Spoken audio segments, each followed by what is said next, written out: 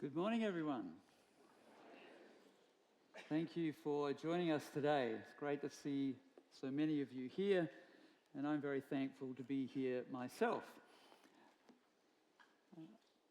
Just a mini notice. Some of you have been asking about notes that we obviously speak from for these different sessions.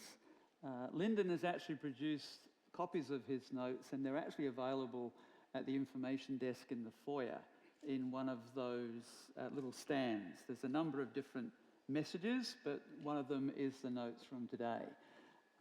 I haven't made copies of my notes, but we're happy to provide them.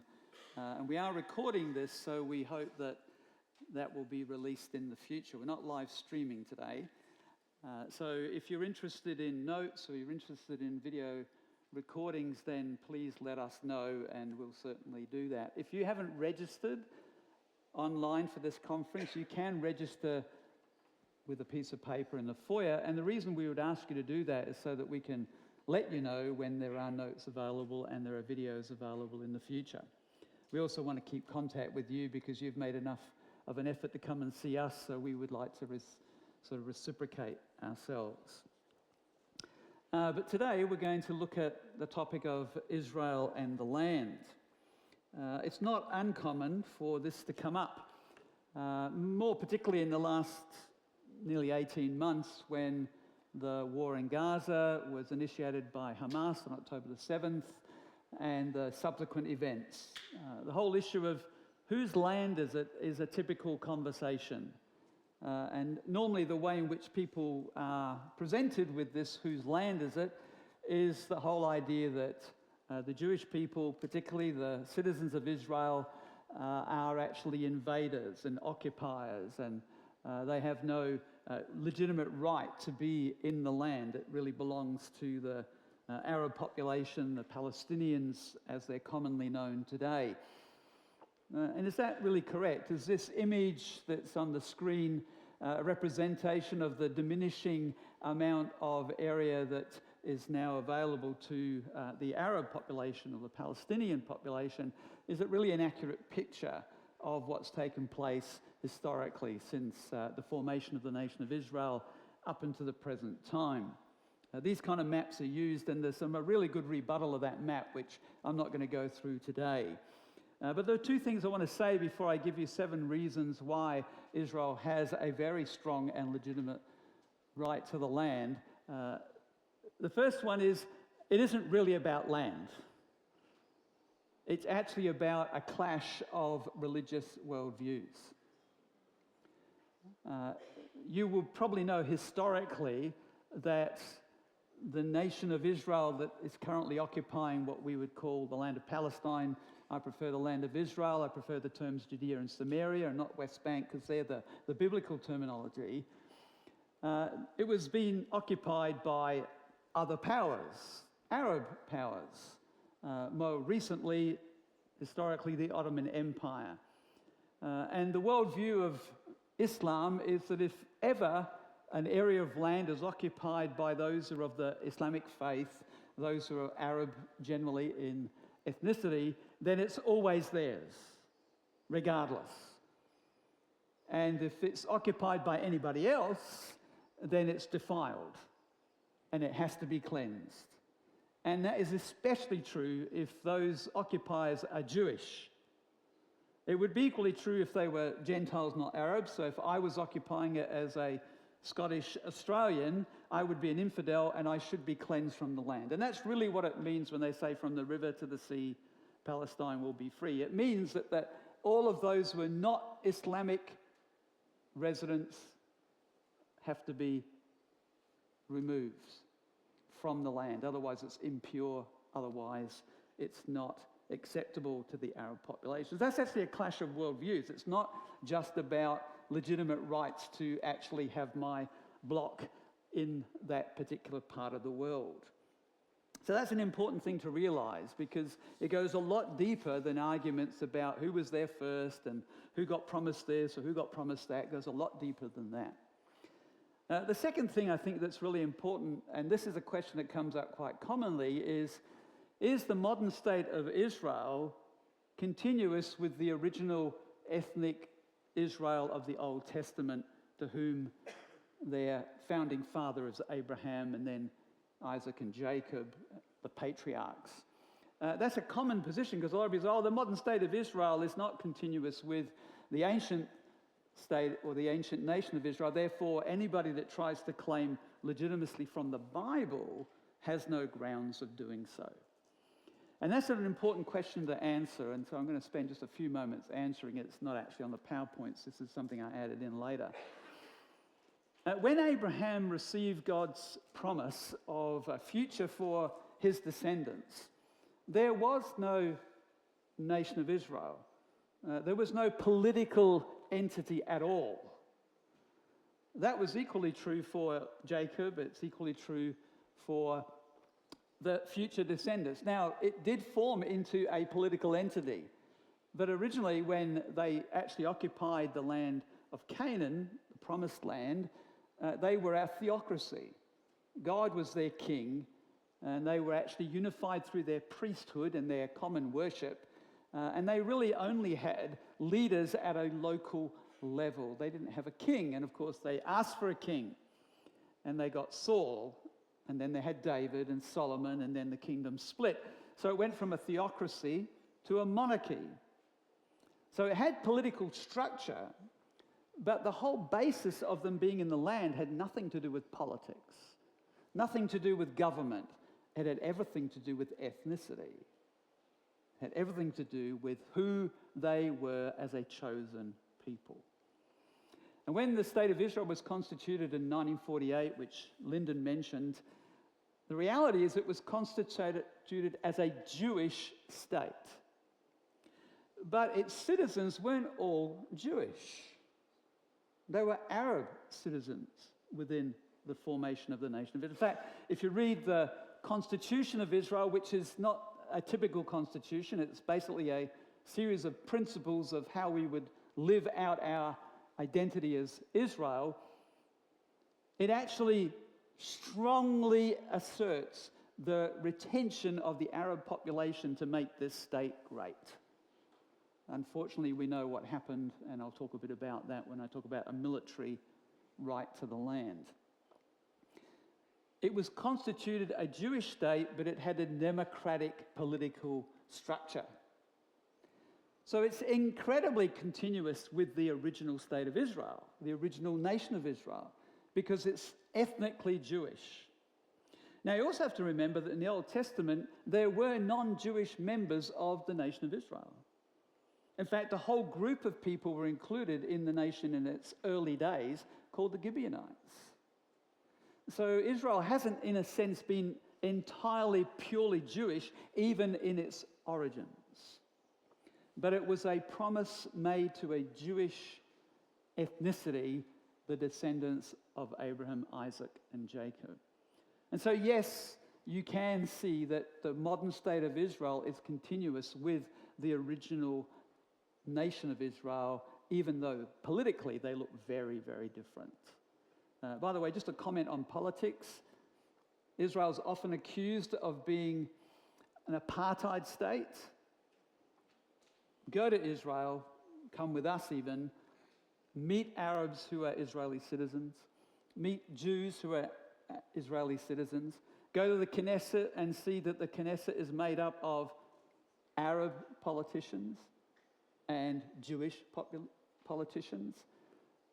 The state of Israel is not just purely Jewish in its function, because it's a democratic country. So if you're an Arab, you can vote, and you can vote a representative into the Knesset, their governing parliament.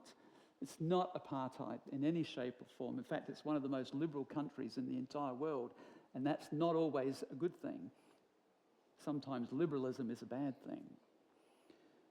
So this morning, I just want to present fairly briefly that there are some good reasons for why Israel is actually legitimately in the land. They're not an invading force. And the first, of course, is the fact that there is a biblical foundation, which I've made reference to in the sense that when God made promises to Abraham, those promises are good and solid. We've got to go back a long way before the Ottoman Empire to actually establish the relationship that God had to the land of Israel and to the people that he chose to live there, to reside there, and to represent him there. And so when we go back to Genesis chapter 12 and we talk about the relationship to Abraham, we talk about a covenant that was made in Genesis chapter 12, verses 1 to 3. It's then repeated in a dramatic enactment in Genesis chapter 15, where Abram is actually put to sleep, having finished setting up the covenant cutting, separating the animals, laying them out to form a pathway that both would normally walk together. It's a blood covenant. The consequences of failing the covenant or breaking the covenant are severe. Death. And Abram's put to sleep. Only God walks symbolically through the pathway. It is an unconditional covenant. It has no end date. It has no way of being invalidated. And I'm thankful that Lyndon reminded us all that the basis of our relationship with God is not our performance, but Christ's performance, the Messiah's performance. Because quite frankly, if it was based on my performance, I'd never get to heaven. I'd never be ready for the return of Jesus. But it's not. That's the good news. Now this continues. It doesn't just go to Abram, it goes to Jacob, the father of the 12 tribes in Genesis chapter 17 and Genesis chapter 28. It also goes through to Moses in Deuteronomy. Now, a lot of people think, well, Israel gets a free pass if everything's unconditional. Oh, no, they don't get a free pass. They're responsible to be obedient to God in the land. Otherwise, there are consequences. And one of the very clear consequences that the book of Deuteronomy tells us is that if they are disobedient, they will lose the favor of God and be taken out of the land. Not eternally, not forever, but as a disciplinary act on his part. So they don't get a free pass on these things. But it is clear that he will also restore them to the land on their repentance in Deuteronomy chapter 30, verses 1 to 10. Now, much later, of course, we have the Davidic covenant, where David says, I want to build you a house, Lord, and I'm going to build you this amazing permanent temple. And Nathan originally says, well, yeah, that's a good idea. And then God reveals to Nathan, it's not a good idea. You need to tell David that he can't build the house because he's characterized as a military general, leader, king who's killed many people. There's a lot of blood on his hands, and so it's not appropriate for him to do that. And instead, God says to David, I will build you a house. You want to build me a house? No, I'm going to build you a house. Now, he doesn't mean, of course, a physical dwelling. He means a dynasty. And that dynasty, of course, as Lyndon pointed out, is fulfilled ultimately in the person of Jesus, the Messiah. But the immediate descendant was Solomon, who then was the one who built that amazing first temple. All the way through, there's land components in all of these arrangements, these covenants.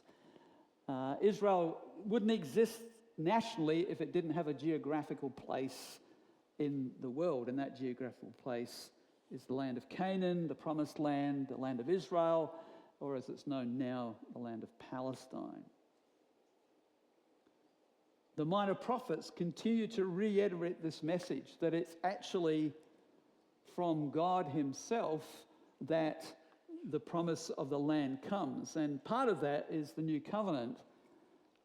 And this is an amazing covenant because this covenant does include the land, but a more important element in the covenant is a new heart, is a restored relationship with the living God.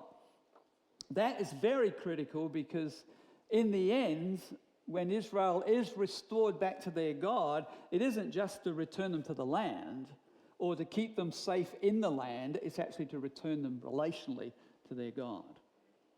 And that's very much what's happened to us personally. We have been included in the new covenant. But when you read it in Jeremiah and Ezekiel, you'll find out that the new covenant was made with one people, And that people is the nation of Israel, the Jewish people as we know them today. And so in terms of biblical foundations, there are enormous amounts of biblical foundations to support the fact that Israel was promised the land, occupied the land, was expelled from the land, and will be restored to the land when they, obviously in this case, in preemptive repentance, they are back in the land today. In fact, if you read through Ezekiel and you get to the passage on the dry bones, I love the passage on the dry bones, it's so graphic, but it's very obvious that there are two stages in that image of Israel's restoration. There is the reconstitution of those dry bones into a huge army in a valley, but they're not yet alive. They have to be animated. And Israel as a nation has been reconstituted, but it is not yet alive. It hasn't yet been spiritually reanimated. That's going to take a lot more work, some very, very powerful and difficult work before they're ready to receive their Messiah. The Jewish people and the current nation of Israel have a very solid and an indisputable biblical foundation to the land. And that hasn't been, as well pointed out, revoked. God's promises are irrevocable. And it's good news for you and I that they are, because we have promises that we don't want God to go back on. Read Romans 8, because it precedes Romans 9 to 11. And the reason Romans 9 to 11 pops up is because the question everybody would ask at the end of Romans 8 would be, what about the promises that God made to the nation of Israel? Are they still going to hold? Because the ones that have been made to us, no separation, starting with no condemnation, we want those to be true, don't we? We want those to be solid. We want those to be reliable and God to be faithful. But if he's not faithful to the nation of Israel, he won't be faithful to us. But that's, of course, not the case. But there are some other foundations that I want to talk about. The biblical one, I think, is one we can spend more time on, but I want to get to these others which are perhaps not as well known to you, perhaps because they're not in the Bible itself.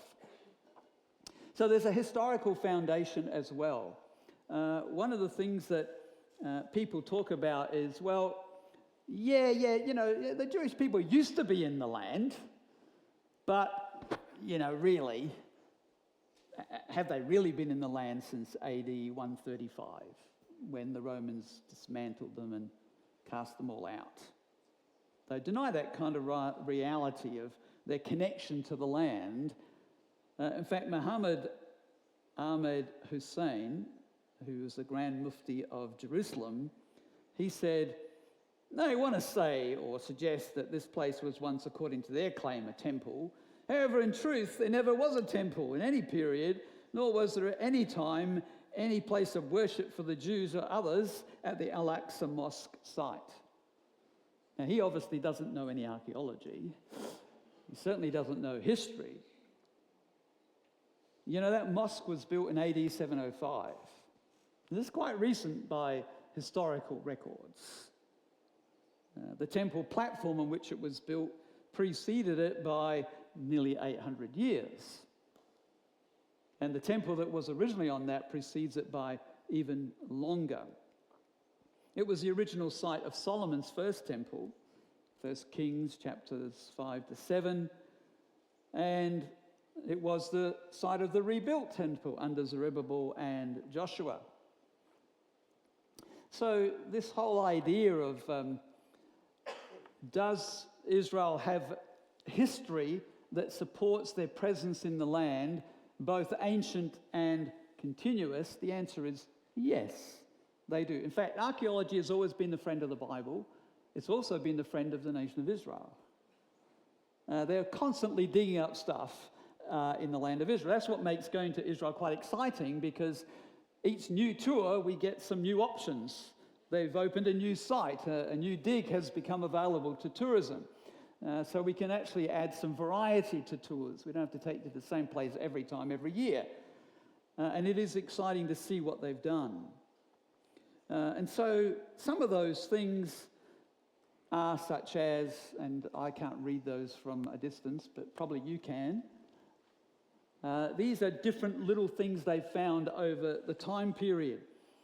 There's a little clay, I don't know what you call it. What did I call it? A pomegranate, yeah, that's right. It's a little artifact, that's the word for it. It's a little artifact. It was found at Tel Shiloh. Shiloh was the original location for the tabernacle, which preceded the temple. So that was the portable dwelling of God amongst his people. And this little small clay pomegranate is actually what is very Jewish, because it was part of being sewn into the hem of the high priest's garments. It was a symbol of their national identity. And it was something commanded. You know, this had to happen. This was something they had to do. They also found at Tel Dan, which is in the northern part of the land of Israel, they found an inscription which says, House of David, from the 9th century BC. House of David, of course, is a significant part of the history of Israel. Not only House of David, but King of Israel. Then there's another inscription called the Salome inscription. It was found in 1880. Again, connection of the Jewish people to the land. It records in ancient Hebrew script the construction of the tunnel to transport water in Hezekiah's reign. You can also go through Hezekiah's tunnel as you visit Israel, and that was built some 2,800 years ago. These findings just continuous all the time. In fact, I get a feed that brings new ones in, and you learn, they found a coin, or they found another little clay tablet, or they found another inscription that always represents that Israel, the Jewish people, have been in that land for centuries. So there's a historical foundation, and related to this is a residential foundation. We very clearly know that the Jewish dispersion out of the land of Israel occurred under the Romans, finally getting sick and tired of this nation's obstinance, rebellion, difficulties of governance. AD 70 was the destruction of the temple, but AD 135, around that period, was the renaming of the land as Palestina and the renaming of Jerusalem as Aelia Capitolina, which was the Romans' attempt to erase Jewish identity from that whole area. And a great dispersion occurred. That's one of the reasons why our mission is international, because there are Jews everywhere. Everywhere you go, you'll find Jewish people in the world because of dispersion. The diaspora, as they call it. But since then, people think, well, then they all got removed from the land, so they've had no continuous presence in the land until immigration in the late 1800s, early 1900s. Is that true? Again, our friend, the Grand Mufti of Jerusalem, says they want to say or suggest that this place was once according... Oh, sorry, I'm reading the wrong part. My apologies. It's probably because my brain still hasn't gotten to full gear after surgery. Not the Grand Mufti, but many would deny that there have been any small or continuous presence of the Jewish people in the land, which is actually not the case. They've lived in the land in smaller, larger populations from the beginning. From the beginning. Continued through the Roman rule, continued through the Roman Byzantine Christian period, continued through the Muslim domination of AD 1638 onwards, and continued through the Ottoman Empire. That is the reality. They have been continuously there through that whole time, but not in huge numbers, not in the same population densities as they are today, of course. Cities like Jerusalem, Hebron, Tiberias, and Safed kept a Jewish presence all the way through. In the Ottoman period, the land of Israel wasn't even a province. It was considered a hopeless, dreary and heartbroken land if you read Mark Twain's commentary, which I'll refer to in a minute. The transformation of the land only began when Jewish immigration started. That's when the land began to flourish as a result of the Zionist movement at the end of the 19th century or the 1800s. You know, under British rule during just after World War I, the Arabs who moved from neighbouring countries as migrant workers didn't identify with the land. It was the Jewish residents who called themselves Palestinians. Did you know that the Zionist newspaper, which we know today as the Jerusalem Post, make it very obviously Israeli, right? It was previously known as the Palestine Post. It was a Jewish paper. It wasn't an Arab paper. Because if you live in the geographical identity called Palestine, what would you call yourself? Palestinian. It doesn't define your ethnicity, it just defines your geography. That's all it does.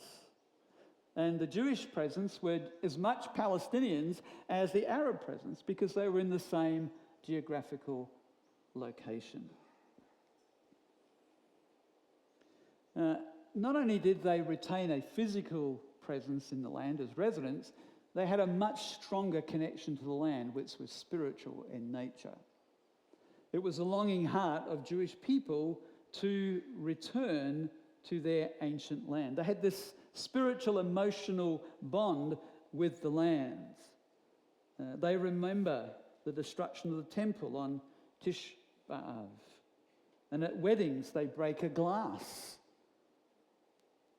If you have a Passover meal with a Jewish family, at the end of the meal, they'll say, next year in, not Adelaide, not New York, next year in Jerusalem. Because that's the heart, that's their spiritual, emotional connection. And of course, Psalm 137 says Jerusalem should not be forgotten. So I hope you can sort of grasp that this residential foundation is an equally powerful connection and reason for their legitimacy as those who now have the land. But there's also a commercial foundation. You know, people sort of think, yeah, sure, they had been in the land, but then all these new immigrants that flowed into the land, which unfortunately the British and other powers prevented significantly from happening. A lot of it was done behind the scenes, so to speak. They just sort of rolled up and took possession of stuff. Kicked out the locals and this is mine now. It actually didn't happen. They bought it. Now, if you buy a block of land, do you reckon it's yours? Probably you do. Maybe yours and the banks. Maybe it's not all your money, but you think, well, I'm the legitimate owner. I bought this. Ownership transferred to me because I paid a price for it. Well, that's what happened. There wasn't forced displacement. There wasn't illegal occupation, which is a common attack that's made against Israel today. An Arab professor said it this way, the Jews stole our land. What else do you want us to do? Just go away? That's actually a very, very misleading and erroneous claim. That's not the case. The estimates of the local Arab population for the entire land are not more than 500,000 people.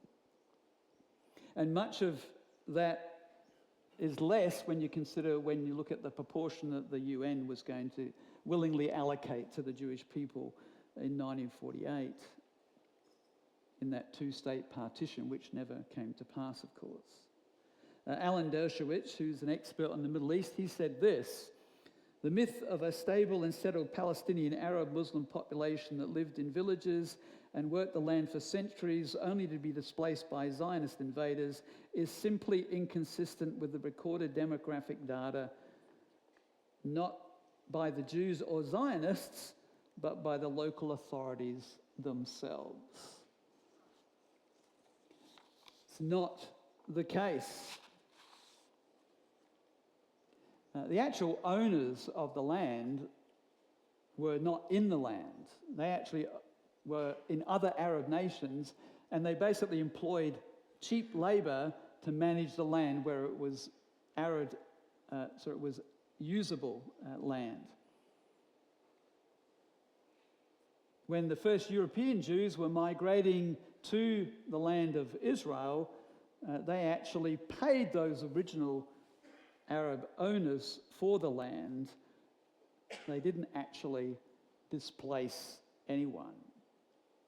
And there was no exploitation of the local Arab workers by them. According to Dr. Mitchell Bard, he said less than 8.7% of the Jews' land was purchased from the local Arabs. So they purchased from the international Arabs, not even the local ones. So regardless of who owned the land originally, the land was actually obtained commercially. They had a fund raised to actually buy land so that they could then live where they needed to be. But of course, in terms of commercial foundation, the fifth thing is a transformational foundation, because the interesting thing about the Jewish presence through immigration in the land was the land value changed. The land went from being totally useless and overpriced, and they paid more than they should have for it, to becoming now very useful because they actually transformed it into productive use. And when you suddenly advance the quality of a piece of land and its value goes up, well, gee, I want that bit of land now. Why did I sell that? I want it back. So it's unfortunately a motivation that is not often sincere and honest. And there's lots of examples of the transformation that took place in the land of Israel. A barren and useless piece of land becoming fruitful and useful because of ingenuity and industry. Intelligence with effort produces amazing results.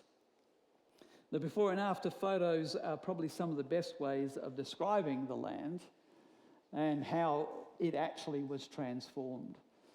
So that's a picture of the site of Tel Aviv when it was originally being settled. They purchased a series of acres of land. In 1909, a number of Jewish residents decided to move to a healthier environment outside of the crowded and noisy city of Jaffa. Jaffa is like Joppa. You can visit that with us if you come to Israel. They established a company called Ahuzat Bayit, and with the financial assistance of the Jewish National Fund, which was created to help residents, immigrants, they purchased 12 acres of sand dunes. Fantastic. 12 acres of sand dunes, north of Jaffa. In 1910, the suburb was named Tel Aviv after Nathan's translation of Atnutland. And so this is what it looks like today. That is Tel Aviv. It's a seaside resort town.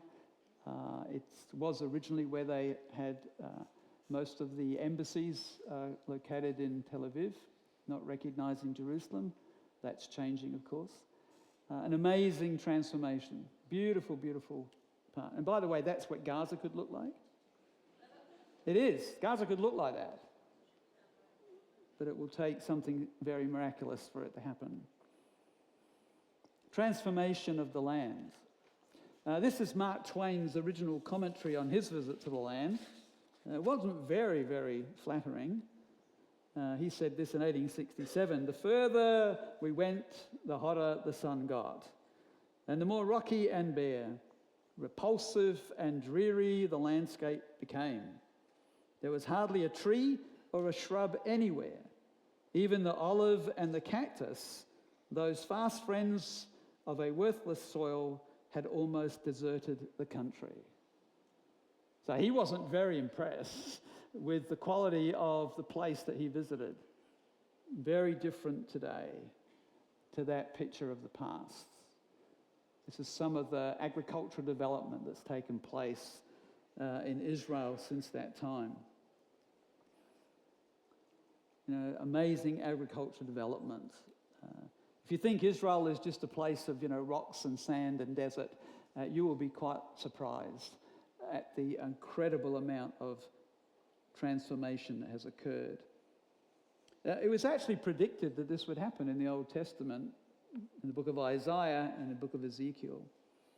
This is the quote about Israel. Moreover, while desertification is the trend throughout the region, in other words, throughout those desert areas in the Middle East, Israel's Negev desert, which currently covers 55% of the country, has shrunk, not grown considerably. 75 years of industry, 75 years of ingenuity, and things have changed. Rather than deforestation, they have forested. Rather than desertification, they have brought about fruitfulness. The agricultural projects are remarkable.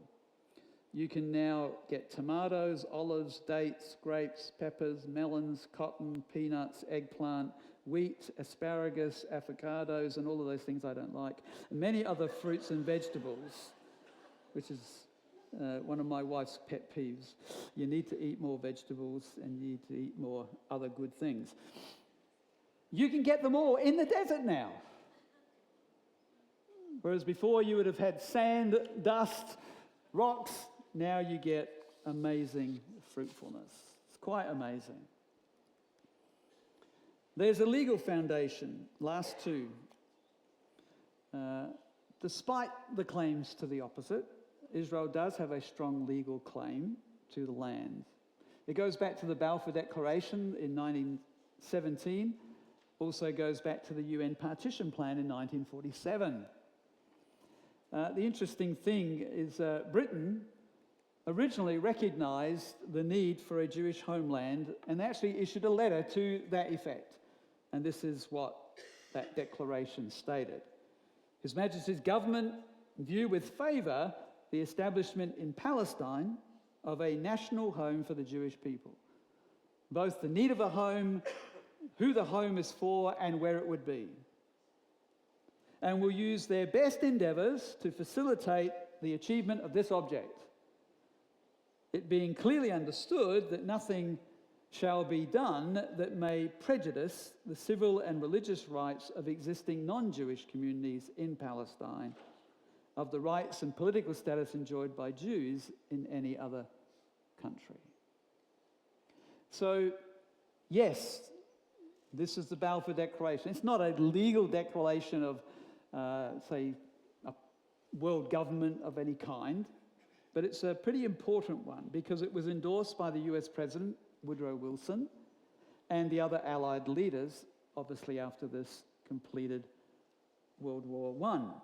But it wasn't very well received by the Arab nations, obviously. And then this declaration did actually have a legal force because it was incorporated into the San Remo Resolution of 1920, which was part of the British Mandate. And the British Mandate was something that was legally enforced because it was agreed by all the nations. The League of Nations, in fact. And so it was part of a peace treaty that was made with Turkey, who was, of course, part of the forces that were defeated in World War I. Well, after World War II, we have the United Nations now being formed, and they had a special committee on Palestine. They were tasked to investigate the conflict that was already occurring between Arabs and Jews in this region, and they proposed a two-state solution. We'll give a section to the Arabs and we'll give a section to the Jews, and that'll solve the problem. How naive. That was Resolution 181, and it was given in 1947. Now, it's not legally binding. The good news about the UN resolutions, they really don't mean anything. They're not legally binding. The Security Council is more problematic, but the actual resolutions, when you look at the composition of the UN, you realize it's very hard for Israel to get any support. I mean, it's ridiculously biased against them. But you can just ignore them.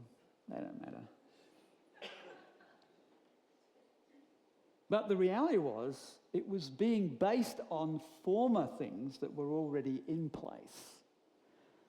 Now, of course, the Arabs rejected the plan, and the Jews welcomed it, even though it wasn't particularly a great amount of land that was really useful that they were being given. But they wanted to have a nation. They wanted to be identified as a new people in their own land, mostly desert. Well, the response to the UN petition plan was the state of Israel declared statehood. And then war broke out, which introduces the last of the foundations, which is a military one.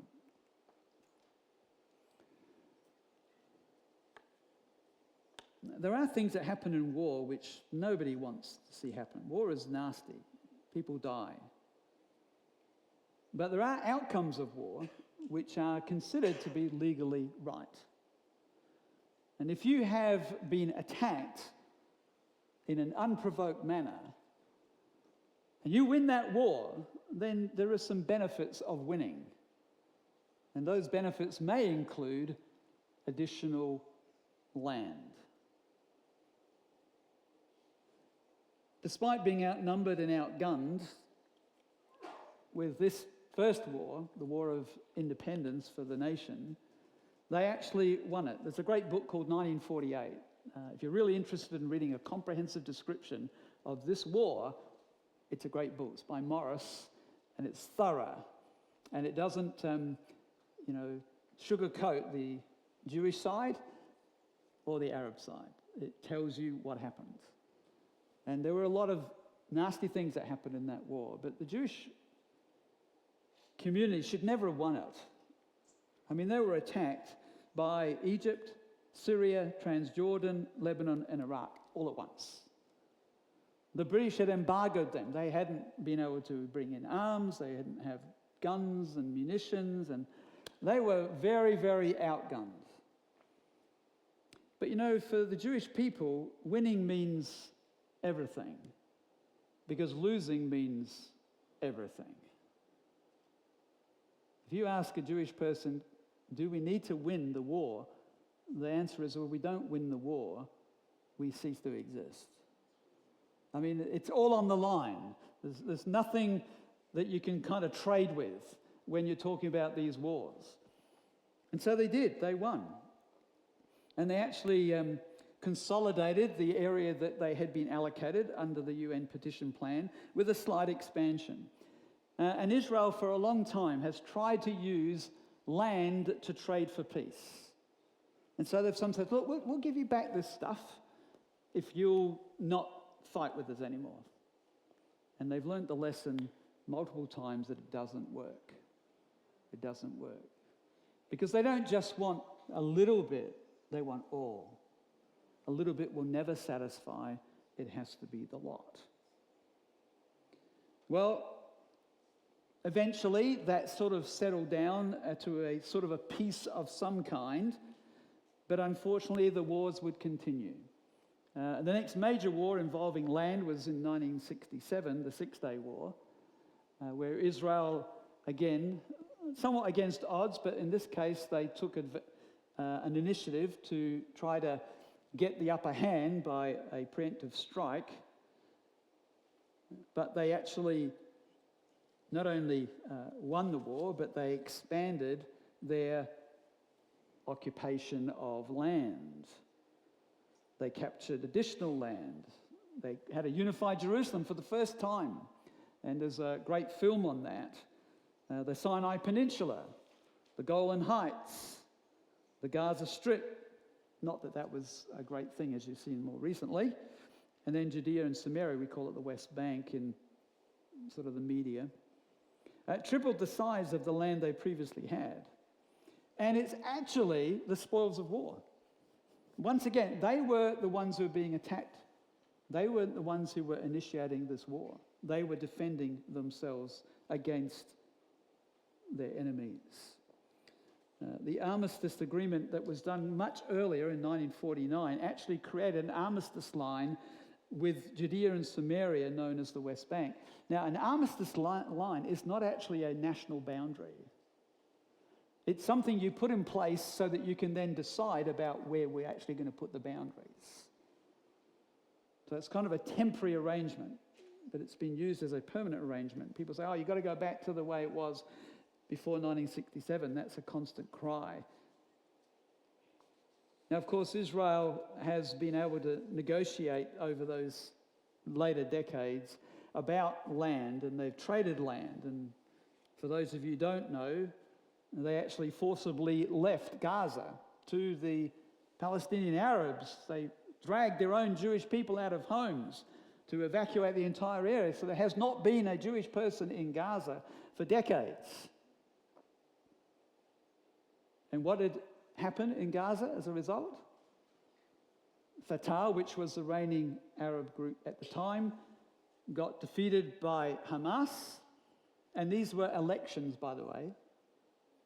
Hamas then made sure that Fatah could never regain power militarily, and then everything that the Jewish people left behind was destroyed.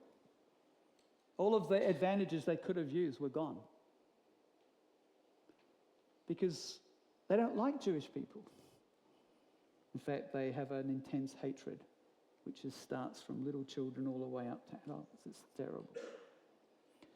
You know, Israel has a negotiated peace treaty with Egypt, which actually returned the Sinai Peninsula. So that's why Egypt is bordered with the bottom of Gaza, because they got that land back with a peace agreement.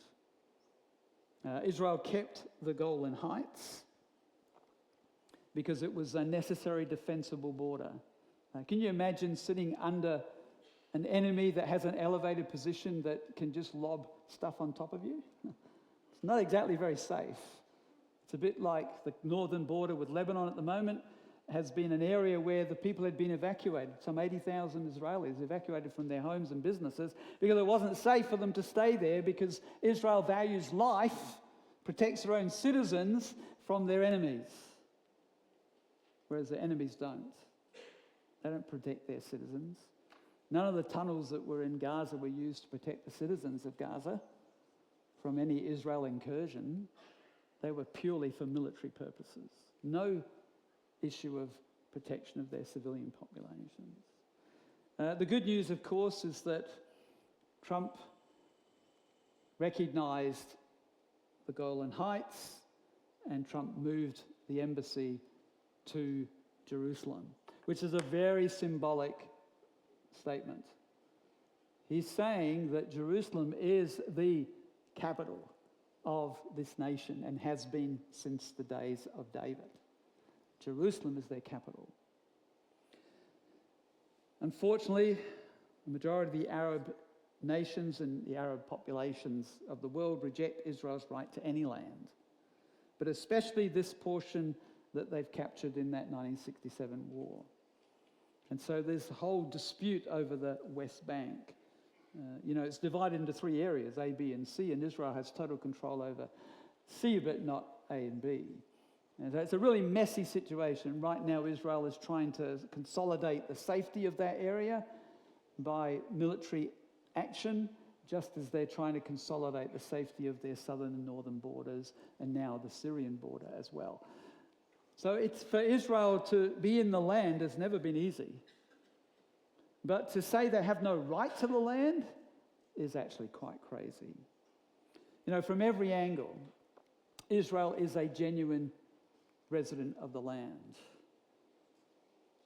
Their right to the land is actually unassailable, but it's often ignored or rejected by the mainstream media. Israel's not an invading occupier. Israel is a returning owner. That's really important. Their right for the land is supported by the Bible, history, their residential presence, their commercial activity, their transformational activity, and their legal and military foundations. One day, every square inch or every square centimetre, I'm still a bit old school, will be theirs under the kingship of Jesus, and nobody will be disputing it. Nobody will be questioning it. Nobody will be challenging it, because it will be the centre of the millennial kingdom. And the fulfilment of the Abrahamic covenant, the Davidic covenant, the new covenant will all be realised for this people one day. And that we look forward to with anticipation. Father in heaven, thank you that you have provided us with not only the biblical material, but the historical and legal and commercial and all of the stuff that really says that Israel is rightfully in the land that is their own. And we pray that somehow in the midst of the mess that we see right now, with loss of life in war, somehow peace might be granted, even if it's temporary, for the good of the Arab populations, for the good of the Jewish populations, for the good of the nations of that area. Not only there, of course, we've got Ukraine and other parts of the world where war is common. We pray that we might be people of peace, that we might see you, Lord Jesus, return as the Prince of Peace and bring peace to that special people and that special place, as well as our whole world. We know it's going to happen one day, and we look forward to it. We ask this in Jesus' name. Amen.